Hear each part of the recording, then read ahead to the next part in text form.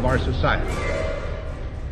In the councils of government, we must guard against the acquisition of unwarranted influence, whether sought or unsought, by the military-industrial complex. The potential for the disastrous rise of misplaced power exists and will persist. America went into a major mobilization, revived its defense industries, and we saw the civilian economy of America more and more skewed through the 50s.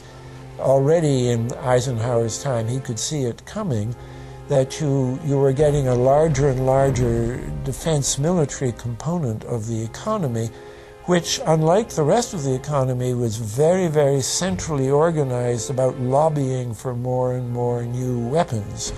It was the political skills of this military-industrial complex, which I think Eisenhower was really warning us about, and rightly. There is a military-industrial complex.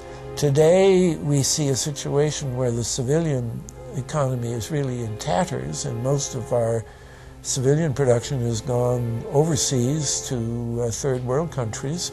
What do we export? Our biggest export practically is garbage, but apart from garbage, we export military equipment. We have a special act which subsidizes, makes it possible for countries abroad to buy our armaments because it's too expensive to produce them for one country only.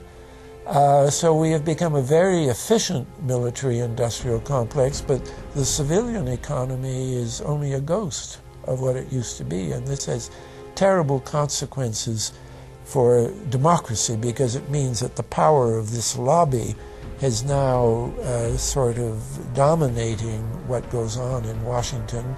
Through multinational corporations, global intelligence networks, out-of-control banksters, all under the veil of national security and black operations, the global elite have consolidated power on a massive scale over the last several decades. You see, global corporations not only fund and develop large technological and military projects here and abroad, they also own the consumer industry and production, as well as all of the important media. By owning the vast majority of what we hear and see on a daily basis, we have been manipulated on a mass scale as to regards to what we believe and desire, both socially and politically. Edward Bernays, the nephew of world-famous psychoanalyst Sigmund Freud, would study group dynamics and become the father of public relations. He authored the book Propaganda in 1928. In it, he described how to intelligently and consciously manipulate the habits and opinions of the masses within a democratic society. He went on to state that those who harness this unseen mechanism of society constitute an invisible government and are the true ruling power. It is they who pull the wires which control the public mind, who harness old social forces and contrive new ways to bind and guide the world. The average American is distracted, mindless, worried about minuscule things, celebrities, as if it was their own family members. And this is by design, because the powers that be, who own the media, know how our brains work. They know scientifically how the human mind functions. They know about sociology, and they are using the media, and have used the media for decades now, to entertain people with issues that don't really matter.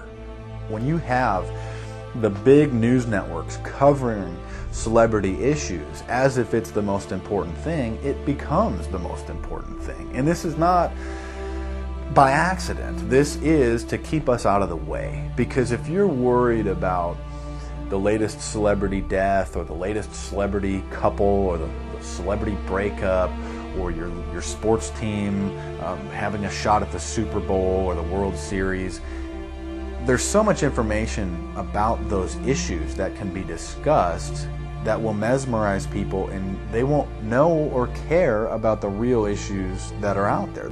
Well, I think this is just one more piece of evidence of the degree to which the media, supposedly the watchdogs, has become the gatekeeper of the system. Mainstream media are, first of all, nearly all of them corporations, nearly all of them now publicly held, part of the whole Wall Street financial system.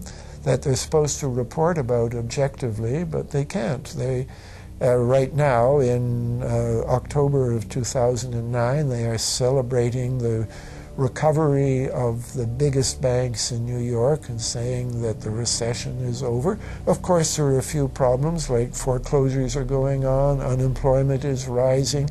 All of this is affecting the American people, but it's not affecting the financial elite who also control the media. Bernays successfully identified the invisible empire which controlled the minds of men. So as the populace is mesmerized and hypnotized by powerful behind-the-scenes forces, as they are distracted by the latest celebrity scandal, the newest cell phone, and their favorite sports team, this network disguises itself, remaining in the shadows. Despite the elite utilizing Bernays' methods, in conjunction with the military-industrial complex they had erected, a modern arm of this organization was exposed in what came to be known as the Iran-Contra scandal.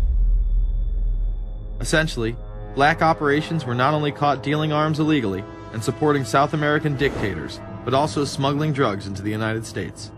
Iran-Contra was really the merging of two different programs. The first one was support for the Contras, who were, let's face it, a force of terrorists in Nicaragua trying to overthrow the Sandinista government. They were being secretly supported by the CIA, and at the bottom of the whole thing was drugs. Iran-Contra was openly exposed by massive network coverage. How was it that in 3 years, a network Washington set up to run arms to the Contras wound up running cocaine into this country for the most vicious drug cartel in the world? At the same time, we were supposed to be fighting a war against drugs. But by the same token, I also smuggled my share of weapons in exchange for those illegal substances, with the full knowledge and assistance of both the DEA and CIA. Betzner says that in 1983 he flew weapons from Florida to El Salvador and drugs from Colombia to the Bahamas on the way back. In 1984, he says, he flew twice from Florida to Costa Rica and back. We could bring back our own cargo, and they would arrange it, or we could bring back their cargo without ever having to worry about interception, arrest, anything like this, that everything was taken care of. What kind of cargo were you talking about? Drugs. Tolliver says he had 2 meetings with this man, CIA veteran Rafael Quintero. Then in March of 1986, he says he flew 14 tons of weapons down to Honduras, to this Contra resupply base set up by the CIA. We take off from Tegucigalpa, Honduras, and we leave. To? South Florida. Where in South Florida? We landed at Homestead. Homestead? Air Force Base. This is the plane Tolliver says he used.